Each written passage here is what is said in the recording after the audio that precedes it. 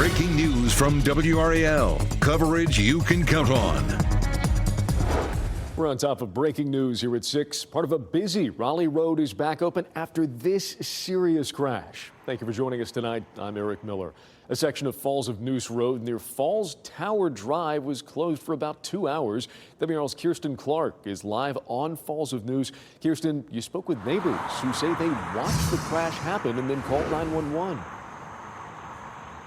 Eric, that car has since been towed away, but state troopers on the scene told us that the driver was speeding up this part of Falls of Noose Road. You can see the tire marks here where the car exited the road and then hit the embankment here. Again, you can see trees on the ground here where they hit the embankment, and that's when the car went airborne, hitting the tree over there. There's marks on the tree showing that before the car hit the hill. That's where it landed sideways on that hill. Now take a look at this video we shot earlier. You can see the car overturned and the sheer amount of damage to it.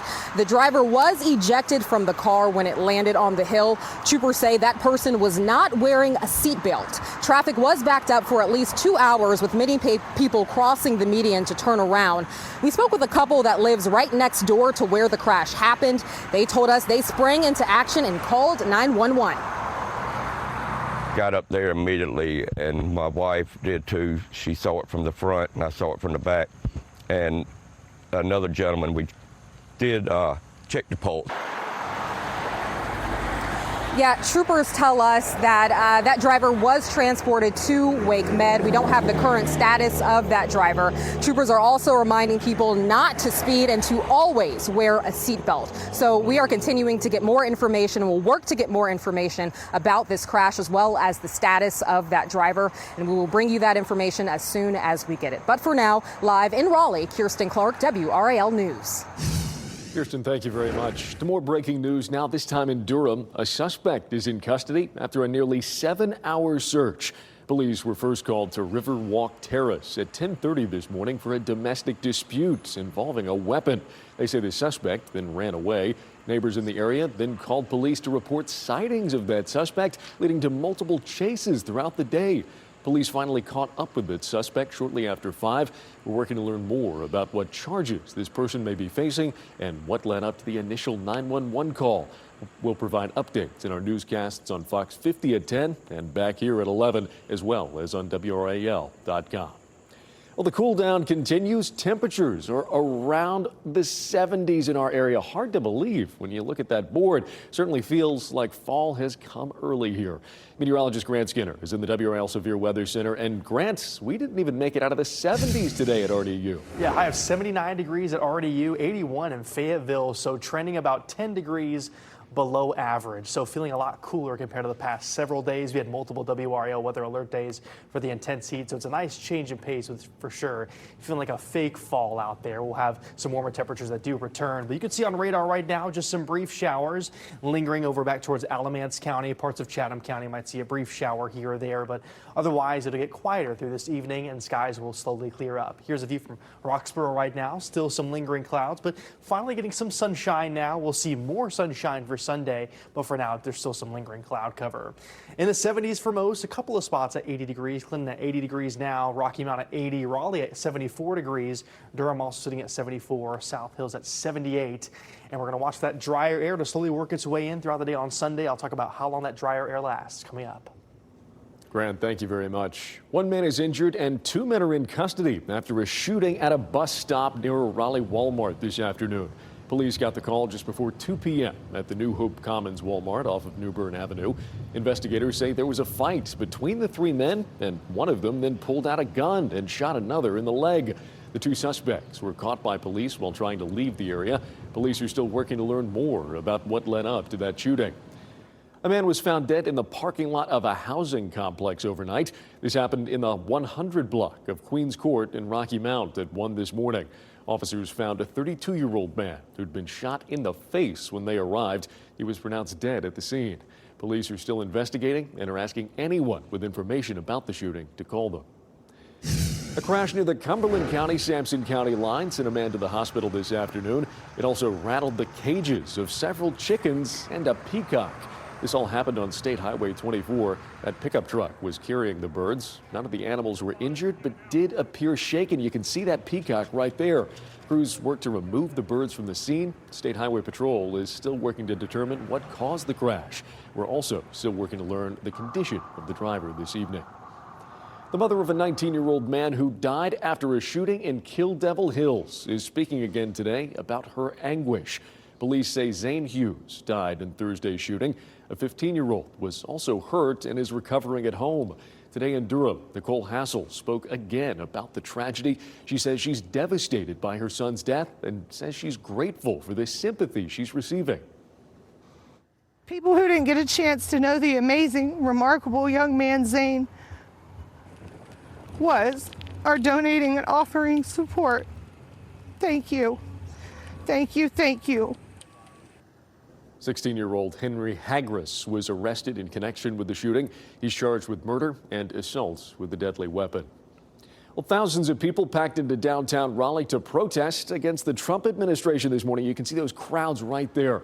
WRAL's Flynn Snyder was there as demonstrators marched along downtown streets and even formed a human chain at Halifax Mall.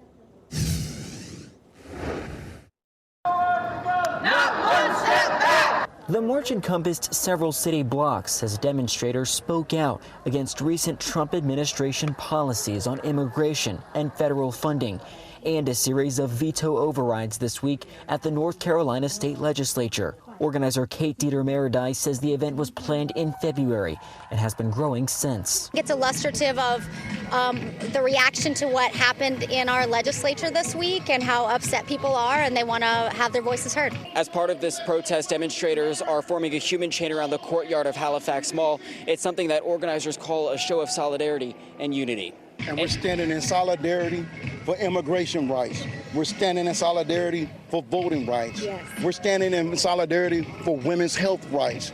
These are all important issues to us in our time right now in our society. We have to stay together. The protest in Raleigh was called Rage Against the Regime and follows similar events held across the Triangle in recent months. In a statement to WRAL, the NC GOP's communications director says President Trump and Republicans believe in protecting the safety of Americans and removing criminal illegal immigrants from our country. If this is the debate Democrats want, we will take them up on it. Just your reaction to that. If we can't be safe, we can't be free. I've lost 8 family members to gun violence. And when we're not protecting our children, we're failing our country. Organizing groups are vowing to hold similar events in the coming months as the race for North Carolina's open U.S. Senate seat heats up. Flynn Snyder, WRAL News, Raleigh. Well, shifting gears, fall football camp got underway at UNC Chapel Hill today. It's the first fall football camp of the Tar Heels' Bill Belichick era. WRAL's Chris Lee was in Chapel Hill today. Chris, what did Coach Belichick have to say today? Eric, it was a pretty cool day out there. Belichick at UNC has been one of the biggest stories in the sports world since December. And in just 30 days, the Heels will hit the field for their first real test. Fall camp opened up for Belichick and the Heels this morning. On September 1st, North Carolina will begin their season at home versus TCU on national television in primetime. Reports say that ESPN is considering carrying 8 to 10 of the Heels' 12 games on their national TV networks. That kind of spotlight is not new to Belichick, but it is new for many of these players. Belichick says that he's coaching his team to not let the outside noise impact them on the field. For all of us, is control what we can control. Whoever's here or isn't here, that's out of our control. We have a job to do. We have a lot of work to accomplish, and we need to come together and build our team, both on and off the field, our chemistry, our communication, and of course our execution on the field. And so that's our biggest challenge, and what's external is external, and honestly a lot of it's just noise. Coming up later in sports, we're going to talk about the quarterback battle between Max Johnson and Gio Lopez. Here at Belichick has to say about his signal callers. That's later on in the show. Chris, thank you very much. All right, a star player for the Carolina Hurricanes is helping Wake County kids get ready for the next school year. To have a big event like this going on where all the communities get to come to one spot, it's really cool to just see. Just ahead, defenseman Jacob Slavin off the ice and trading slap shots for school supplies. Plus, I've been surprised every step of the way with this. I mean, I always knew that we had an incredible community. And that community helped a flooded school get ready for classes later this month. What surprised the staff most about today's big move into a new space? And if you see breaking news, have a story tip, or shoot video or pictures of our weather, please report it to us. Go to WRAL.com/report it to send your video, pictures, or tip to our news team. We'll be right back.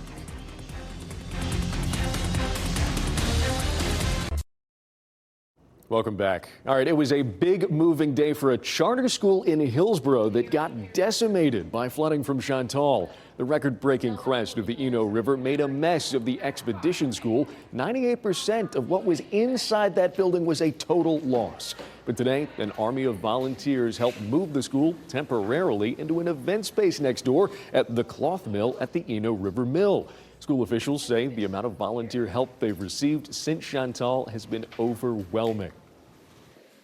Today, we thought that we would maybe have, 50 or 75. We kind of planned for that. And instead, we had over 150 and everything just went so fast. So I want to say, yes, I'm absolutely surprised, but also like this flood has shown me that this community can do absolutely anything. Yeah, this is a year-round school, and classes were supposed to start 2 days ago. The new start date now August 25th. Russell says it's going to require quite a lot of schedule shifting to make up for all of those days. The start of the traditional calendar school year is about 3 weeks away, and one local nonprofit got some star-powered help distributing thousands of free school backpacks to kids in Raleigh. Carolina Hurricanes defenseman and alternate captain Jacob Slavin delighted a huge crowd of kids and parents at the New Hope Baptist Church parking lot. The backpacks came stuffed with supplies kids will need when they head into the classroom. This was organized by the Raleigh Dream Center, and Slavin says he was proud to be a presenting sponsor. Oh, it's awesome. I mean, these kids, they all, like we've said, they all have beautiful smiles on their faces when they receive that backpack. So to see the true joy that they have just from getting a little school supply is amazing. When the kids come through and we watch them, the smiles, I think, there's some of the kids that are just so eager to go back to school, and with that new backpack and with the school supplies that are provided inside the backpack. I see pencils, rulers, notebooks, and a pencil case, markers, glue, crayons, and a highlighter. I'm excited. Yeah, a lot to get excited about. Today's backpack giveaway event felt like a carnival out there with games, rides, food trucks, face painting, and a whole lot of other family-friendly activities. We'll turn into the forecast today. Grant, taking a live look out there at Lake Gaston. I feel like first time in a long time, it would have been hard to go for a swim out there today. It's almost chilly. Yeah, it's a little on the cool side, a little bit cooler than we noticed the past several weeks. And I say a little bit, it's a lot cooler. Feeling a lot more comfortable across the area. Highs only reaching the 70s and 80s across the region. Tomorrow still in the low to mid 80s.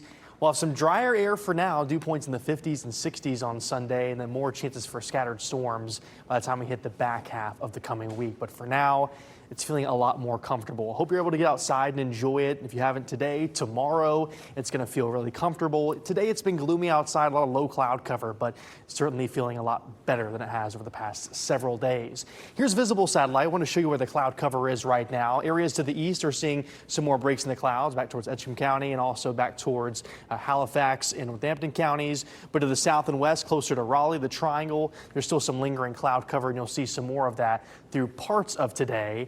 Will slowly clear throughout tonight and into Sunday. Here's Fayetteville right now. You can see all the low clouds continuing, but some breaks in the cloud cover. It's trying to peek through, but there's still all those stubborn clouds as the front slowly works to the south and east.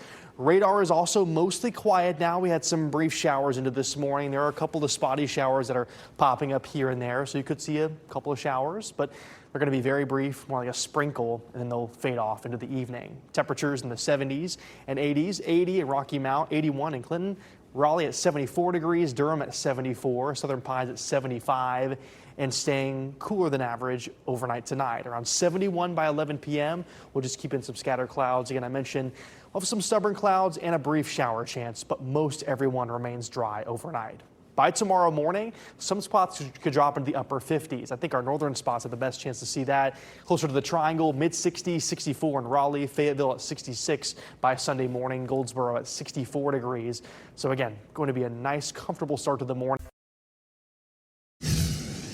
Fall camp opened up today for Bill Belichick and his North Carolina Tar Heels. Outside of the Belichick craze, there's a quarterback battle on our hands. Max Johnson is returning from his leg injury at the beginning of last season, and he decided to stick around in Chapel Hill, but now he's fighting for his job. Gio Lopez transferred in from South Alabama and gives UNC a different look as a dual threat. Belichick says that he's not in a rush to name his starter this early. Once we're confident that we know who has earned that spot, because that's what it'll be. It's not us picking them. It'll be that player earning it. Then we'll decide on that. If it's clear-cut, then that player will be the player. If it's not clear-cut, maybe the competition will continue into the early part of the season, and I've done that before. Earlier today, WRAL's Brian Murphy and myself had a chance to chat about Belichick and the quarterback battle straight from the field. Check it out. Brian Murphy had a chance to check out practice with me today, very first practice of fall camp for Bill Belichick. Very interesting. We walked in on some country music playing at first, kind of different from what you normally have, but then something that you also don't see that I thought was very interesting. Quarterbacks taking snaps from under center and actually using some cadence and not claps. It's very apparent that Bill Belichick is bringing the NFL to Carolina, right? Yeah, and just the building blocks of a team. We saw some drills where, wide receiver screens, the other receiver is getting out and blocking for him. These are very fundamental things at the beginning of fall camp. They're starting over from base zero, which is taking a snap, handing it off to a running back. One thing I thought was kind of cool as well is that you see Bill Belichick going in between the different stations and, doing a little coaching, coming up to the wide receivers and giving them some coaching on it, even though he's traditionally a defensive guy. When you notice him and his coaching style, it feels like a little bit of a micromanager, but almost in a way that's endearing. What did you notice out there? Yeah, Belichick has said he's had experience with all these different positions. In his long NFL career, he's coached offense, he's coached defense, he's coached special teams. So I think he has something to add to each position group as he goes around. We noticed it's going to be a quarterback battle. It looks like it's going to be between Gio Lopez, who transferred in from South Alabama, and Max Johnson, who had the gruesome leg injury last year early in the season when Mac Brown was the head coach. What have you noticed so far? And just a little bit we saw practice, and then also what Belichick has kind of given us so far with that. Yeah, we didn't get a chance to see 11-on-11 drills, so we don't know what Max Johnson's going to look like, but he was participating more in the first 10 minutes of practice than he did at the final spring practice. Gruesome right leg injury last year in the season opener, but he's back and was taking the first snaps with the quarterback group. Him and Lopez are both left-handed, which is nice if you're trying to build an offense and both of your quarterbacks throw with the same hand. A lot of money obviously went to Gio Lopez, who transferred in, but I think Mac Johnson has a very good chance to win this job. All right, guys, he was only a Carolina Panther for one season, the magical 2015 season, but we'll take it. Jared Allen was officially inducted into the Pro Football Hall of Fame this afternoon in Canton, Ohio. Allen was able to rack up a whopping 136 career sacks in 13 seasons. 2 of those happened with the Panthers in his final year. He spoke today on what drove him during his career. In the pursuit of greatness, when you respect something or someone so much, that you want to honor that thing or that person by being the best you can possibly be. That is why I had the NFL sack leaders taped up in my locker every season, so I could show up to work and physically see greatness and never allow myself to feel like I arrived.